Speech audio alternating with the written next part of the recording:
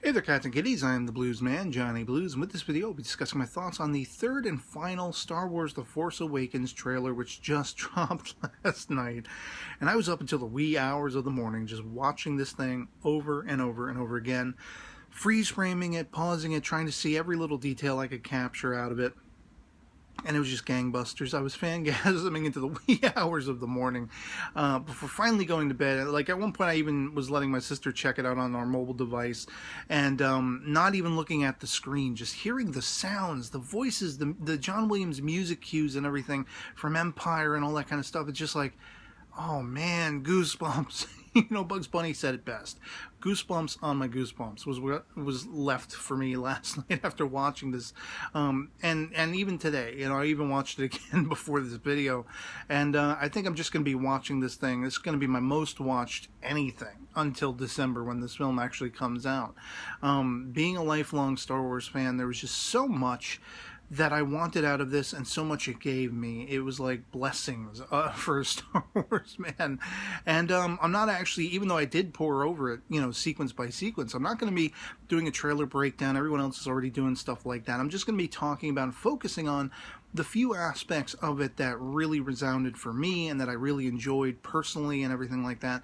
And one of the biggies is right out of the gate. You know, there's been lots of speculations about what the plot of the movie was going to be, but there was even stuff about, like, would Daisy Ridley and John Boyega, you know, what would they sound like in this particular film? What would Kylo Ren sound like? And we were given all three of those in example in this, you know, teaser. As soon as it opens, we're seeing Daisy's Rey being very much kind of the scavenger. You know, it looks like she's prowling around that downed Star Destroyer on Jakku, and which was very easy to mistake for Tatooine in the early days before we had any more detail. But, you know, you see her in one sequence looking longingly and almost smirking as if, you know, she either dreams to escape this world she's in, this world she's inhabiting, and this sort of lonely existence, or perhaps, you know, she's been in hiding, that kind of thing, and maybe she's reacting to seeing somebody long lost to her that she hasn't seen in a while, and it's a reunification, something like that. It could be that this is coinciding with, you know, Finn's depositing, as we see in this particular trailer. You know, he's talking about having been bred for something, and is that war? Is he a soldier? And now he doesn't have anything to fight for. We see him crashing down to Jakku in this TIE fighter. Presumably that's him. And, you know, it's kind of like their paths are going to penultimately cross. As he's mulling over, maybe he just doesn't feel like, you know, aligned to the First Order, the what are the lingering representatives of the Empire and everything. And so those moments, Kylo frickin' Ren looking like a psychotic badass, you know, and hearing his deep voice, you know, like looking at Vader's helmet. I'm going to, you know, finish what you began. What? You know, there's so many different things. I was watching the Collider Jedi Council guys doing their, you know, sort of postulating and speculating on this trailer last night before I went to bed. And they made that very point, like, what's he talking about? Is he talking about how Anakin was once seeking this Sith power of sort of bringing people back to life, back from the dead? Is it, you know, in my own estimation, was it the idea of the Empire, building an empire to rule, you know, snuffing out the Jedi? There's so many different ways that could go. And like hunting down every last Force-sensitive human being in the galaxy, maybe? I don't know. But the point being, I mean, you see also like the Knights of Ren for a split second in this sucker, and it's just like coinciding with the First Order, all those stormtroopers, seeing Phasma looking pimped out, you know, it's mesmerizing. I mean, it's just like fangasm, again, from beginning to end. And of course, being a lifelong Star Wars fan, the things that are going to stand out the most to me are going to be the throwbacks, seeing the Millennium Falcon being, you know, chased down by TIE fighters on Jakku, going all through that. We've already seen glimpses of this, but we see more of it here. And it's with that, you know, John Williams score cue that's just like, oh my God. You know, seeing Han, you basically have Finn and Rey on the Millennium Falcon. They have this sort of, like, you know, I don't know, holographic planetary system, and they're asking about the old stories, you know, the Jedi and the Sith, the light and the dark sides, respectively. And this was my favorite aspect of this trailer. Hearing Han Solo saying it's all true. The guy going back to A New Hope who was like, you know, hokey old religions are no match for a good blaster at your side. This guy, he's seen it. He's witnessed it. He's seen what that power represents. Through Luke, through Leia, probably, you know, presumably to certain degrees. And it's just like, to hear him validating everything that's come before. It's like that aspect of the previous teaser where it's like, Chewie, we're home. You know, it was like coming home again. Realizing that all of this is right now, in the present, in this film. You know, it's all coming back again. It's just a grand awakening. You know, it's not just the Force Awakening. It's my fandom, my Star Wars fandom and love awakening, reawakening, really. And just seeing them all together. And of course, then you see, you know, Han and Chewie at some point. You see Poe Dameron a lot. He's a character I'm very curious about because at one point he's getting sort of mind-effed by Kylo Ren, it seems like. And there's this sequence of just raw destruction that I'm wondering if this is something, as the Collider Jedi Council guys were pointing out, is this something Kylo Ren is putting into his mind? Something that's possible, destruction of, you know, maybe a sort of resistance base or whatever they're being called in this particular new, you know, incarnation, what was the Rebels back in the day and everything, or, you know, the New Republic, something along those lines. Is basically Kylo Ren threatening Poe Dameron, because we do see him flying around in the X-Wing and everything. You have this great, almost panoramic shot of Poe and Finn having, like, they're reacting off each other, and it's just like, damn, you know, what is the dynamic there? It seems like there's a familiarity there, and it seems almost as though you could take it one of two ways. Either Poe's kind of snapping him on the shoulder like, all right, kid, time to rock and roll. You know, now we're fighting on the same side. Or conversely, it could be one or the other of them being like, you know, they have a history that's not so positive, and yeah, I'm going to be watching your ass. You know, I'm going to see if you're going to turncoat on us or not. That kind of vibe, you know. But I mean, Finn definitely comes across as being somewhat of a soldier, somewhat, you know, combat abled and everything like that, even though he and Rey are running for their lives. It's just amazing to me. Like, you hear these voiceovers, and a couple of the voices, I'm not sure who it's supposed to be, of course, because it's like, who are you? And Rey is saying, I'm no one, you know, like, is she keeping herself, her, you know, her name, her ID and everything on the down low because she doesn't want to be found? Is it that she really truly feels like she is nothing? She can accomplish nothing. She's stuck in this life. Could go either way. Once again, it's the greatest thing about this trailer probably is that we get the vibe. We get the essence of what this film is going to be, but there's no story details. There's like, you're still left largely speculating about every little aspect of what we've seen.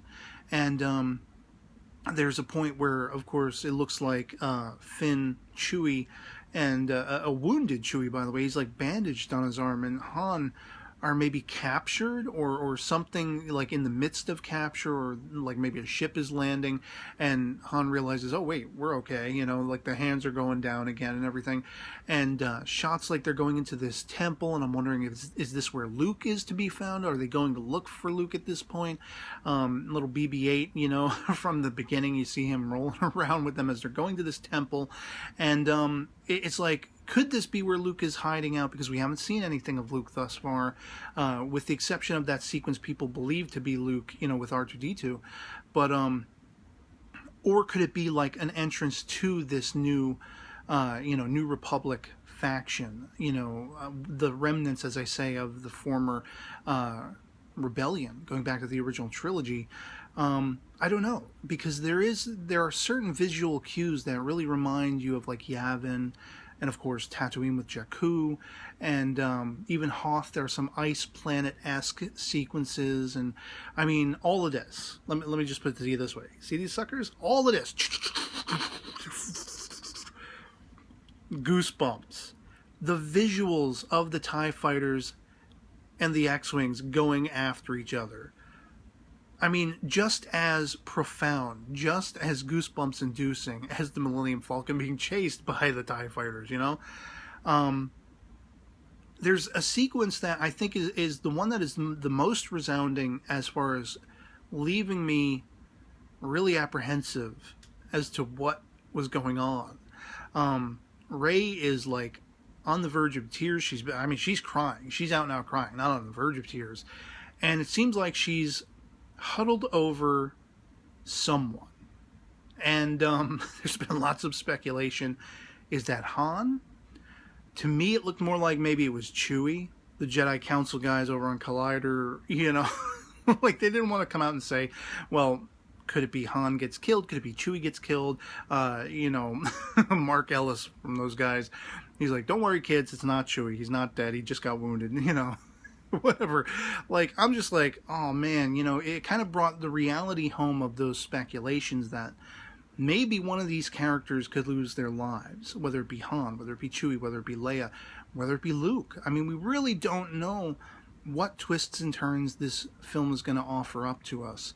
But sort of rounding out the end of this particular trailer, I mean, again, all of the sky battles and stuff like that with the TIE fighters, the X-Wings, just very much a Star Wars feel through and through. And as we're sort of rounding out to the end, I mean, the thing I think that stands out to me the most, again, the Han and Leia thing is probably my the second most resounding aspect after Han's admittance of what came before, the lore, the history of the Jedi and the Sith, and all of that being true. But then to see he and Leia embracing, it's like an embrace before the storm. It looks to me like she is very much concerned for what's about to unfold, and this is probably said just prior to all of that sky battle crap going on. And like, you finally end with this sense of, you know, you basically see Finn going up against Kylo once again, manhandling that lightsaber, and looking like he's about to kick ass and take no names, you know. And Kylo, for all intents and purposes, has his helmet off, which also is highly intriguing, like, you know. But as they fade out, the essence we're left with is the Force is calling to you, let it in. And that's exactly what this trailer did for me. This is exactly what my excitement is. I want to let this movie in as soon as humanly possible. I want to experience it. I just want this movie to wash over me like this trailer did. And it's like, you know, not that we haven't already said it many times before with the previous teasers and everything, but Star Wars is back. It's back. We have come home, like Han said. And I think there's a minor part of my own, you know, just for my own perspective, that is almost still not going to believe it in full until I'm in that theater and I'm seeing Han and Chewie and Leia and the throwbacks to the classic and the vibe of the new characters. There's almost a part of me that disbelieves it's even true, that it's even come to this point. Even watching this trailer, it's like, I'm afraid to wake up and it was all a dream, you know? And I'm just going to be chomping at the bit for December. I'm just going to be chomping at the bit to watch this movie as many times as I freaking can. I feel like it's going to blow us out of the water. Granted, this is just a trailer, and we were saying this kind of stuff back when Episode 1, The Phantom Menace, was coming out. And I know a lot of people really hate and are disappointed with the prequel trilogy, but for me personally, I've gotten to the point where I enjoy and love aspects of all 6 of the films in the Star Wars universe.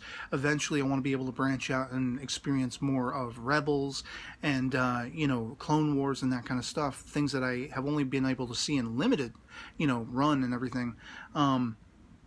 Just damn. Just damn, all kinds damn. And this is just the start. This is just the beginning. You know, we got Rogue One, which has me stoked. We got Episode 8 already being in production as of the time of this recording. And it's just like, oh man, Lost Stars, the novels, you know, all that kind of stuff. Claudia Gray, the author of that piece, is coming back in 2016. I did a video reaction to that. She's got another novel coming out called New Republic Bloodline, set 6 years, I think it's prior to The Force Awakens. And it's just so much Star Wars. So much fantastic Star Wars. It's a great time to be a Star Wars fanboy. And I'm not like uber fanboy, you know. I mean, I have my hand in a lot of different fandoms and everything like that. Star Trek, Doctor Who, you know, comic book stuff and all this kind of stuff. Anime, I'm a big time anime fan. So, I mean, Star Wars is just one part of an overarching, you know, bunch of different things mixed into my fandoms and everything like that. But Star Wars was very literally the first thing that ever caught my attention, that ever inspired me. I mean, one of my earliest memories is being 2 or 3 years old. I'm sitting on my swing set in the backyard, and I'm humming the Star Wars music. Already that music had affected me, and I'm imagining sequences from, you know, whether it's A New Hope or Empire Strikes Back, Empire being one of my earliest movie-going experiences that I remember. Not so much seeing the movie as the car ride home when I was very exhausted and tired, and just talking about how fangasmic even back then I was over it. And I would just be sitting there looking up at the clouds and imagining Star Destroyers up in the heavens and the rebels, you know, coming in from the other side, and just all this stuff. Some of my earliest memories. I still have the pillowcase, one of my first pillowcases as a kid, a Star Wars pillowcase, and I still use it to this day, and all that kind of stuff. And stuff like this, you know, I collect some of the toys and everything, not an overabundance of them, just sort of cherry picking my favorite stuff. And but yeah, it's like just an amazing time, and this trailer was just amazing. And can't get here any quicker as far as I'm concerned. So I'd love to hear from you guys in the comments below if you've seen this trailer, if you've watched it 1,000 times like I have, pretty much, almost, going on, you know, and what you thought of it, what your reaction was. I'm sure there's got to be somebody out there in existence who wasn't as wowed by it as I was. I mean, it's everywhere. You know, since last night, there's nothing in, you know, FB newsfeed other than Star Wars for the most part, and it's easy to see why.